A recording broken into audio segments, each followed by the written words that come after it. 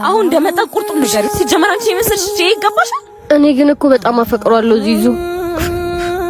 ጨንቆኛል እንዴት ብዬ እንደምነግረው። ሀና ያባቢ እኮ እውነት አላቸው። አንቺን የመሰለ ልጃቸውን እኔ የተከበሩ ሰው ለዚህ ትርኪ ምርኪ ዳሩ። እሱማ ምን ማድረግ እችላለሁ? አባቢም ደግሞ ወስኗል እኔ እና እሱ እንድንለያይ።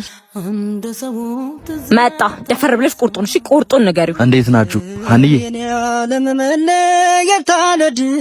ታክሲ እኮ ሰልፍ ነበር ለዛ ነው ያረፈኩት። ይቅርታ አስቆየዋችሁ አይደል? ችግር የለውም ታያለሽ እንዴ? ደግሞ ታይ የሚባል ነገር አለ። ሀንዬ ችግር አለ እንዴ? ችግሩማ አሁን ሊቀረፍ ነው።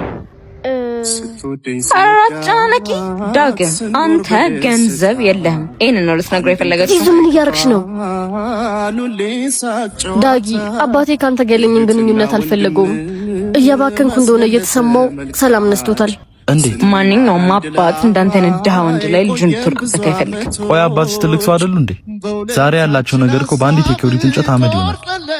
እንዴት ነው ፍቅርን ከገንዘብ ጋር የሚያወዳድሩት? አራሽ ተረትና ምሳሌ ከምትይዝ ገንዘብ አትይዝም እንዴ? አንዴ ብቻዋን ላውራት። እሺ ግን ምንም የሚለወጥ ነገር የለም ሀና። ታይም የሚባል ነገር አለ። ሀንዬ እኔ እኮ በጣም አፈቅርሻለሁ። መቼም አባትሽ ባሉት ነገር አልተስማማሽም አይደል? እኔም እኮ በጣም አፈቅርሃለሁ። ይቅርታ ዳግም፣ ከአባቴ ትዕዛዝ መውጣት አልችልም።